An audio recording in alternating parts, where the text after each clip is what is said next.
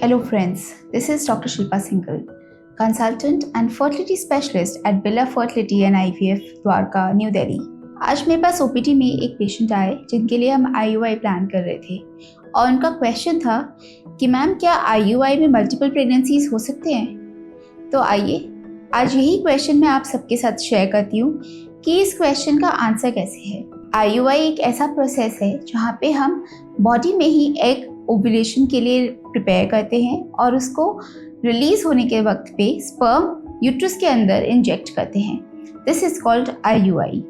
इस प्रोसेस में कुछ एक ऐसे फैक्टर्स होते हैं जो डिटरमाइन करते हैं कि IUI के थ्रू मल्टीपल प्रेगनेंसीज होने के और प्रेगनेंसी होने के क्या चांसेस हैं। अगर हम देखें तो ओव्यूलेशन इंडक्शन डे 2 से स्टार्ट होता है। इस प्रोसेस में या तो हम मेडिसिन देते हैं जो कॉमनली लेट्रोज या क्लोमिफेन के नाम से जानी जाती हैं, और कभी कभी कुछ केसेस में हम इंजेक्शंस भी यूज़ करते हैं। ये गोनाडोट्रोपिन इंजेक्शंस होते हैं। जिन केसेस में हम शुरू से डे 2 से मेडिसिन यूज़ करते हैं और इवेंचुअली 1 या 2 गोनाडोट्रोपिन के इंजेक्शंस देते हैं, उन केसेस में 1 या 2 एग ही फॉर्म होते हैं। ऐसे पेशेंट्स में मल्टीपल प्रेगनेंसी होने के चांसेस कम होते हैं। लेकिन उन केसेस में जहाँ पे हम डे 2 से इंजेक्टेबल्स शुरू करते हैं और पूरा स्टिमुलेशन ही इंजेक्टेबल्स के थ्रू होता है, उन केसेस में मल्टीपल प्रेगनेंसीज होने के चांसेस काफ़ी हाई होते हैं। रीज़न बीइंग कि इंजेक्शंस जब हम यूज़ करते हैं तो वो ज़्यादा एग्स को स्टिमुलेट करते हैं और हेंस नंबर ऑफ फॉलिकल्स बढ़ जाते हैं। इसका मतलब ये है कि जब भी हम IUI का फॉलिकुलर मॉनिटरिंग कर रहे हैं, हमें अपने डॉक्टर और रेडियोलॉजिस्ट से पूछना चाहिए कि हमारे कितने एग्स प्रिपेयर हो रहे हैं। अगर फॉलिकल्स 1 to 2 ही होते हैं तो सिंगल प्रेगनेंसी आने के चांसेस होते हैं। लेकिन अगर ये फॉलिकल्स 2, 3, 4 या 5 पहुंच जाते हैं तो मल्टीपल प्रेगनेंसी आने के चांसेस काफ़ी बढ़ जाते हैं। इनफैक्ट ये देखा गया है कि 2 to 3 eggs is good for achieving a good pregnancy rate of 8 to 15% and at the same time multiple pregnancy या twin होने के chances between 5 to 10% ही रहते हैं।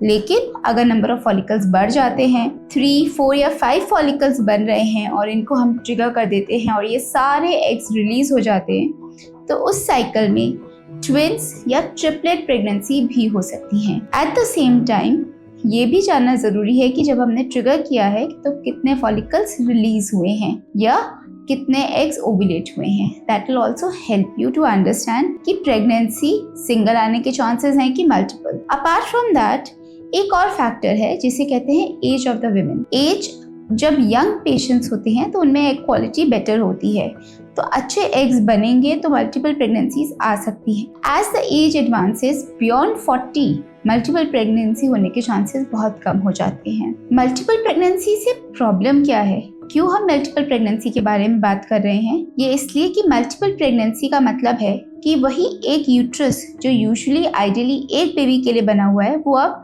2 या 2 से ज़्यादा बेबी शेयर करेंगे।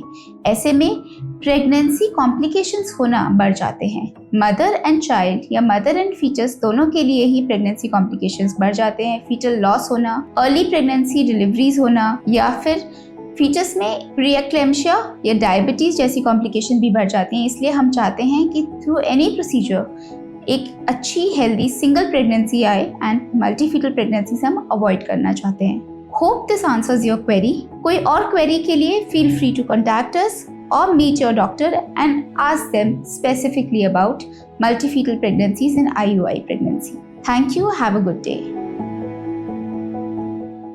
Book a free consultation today.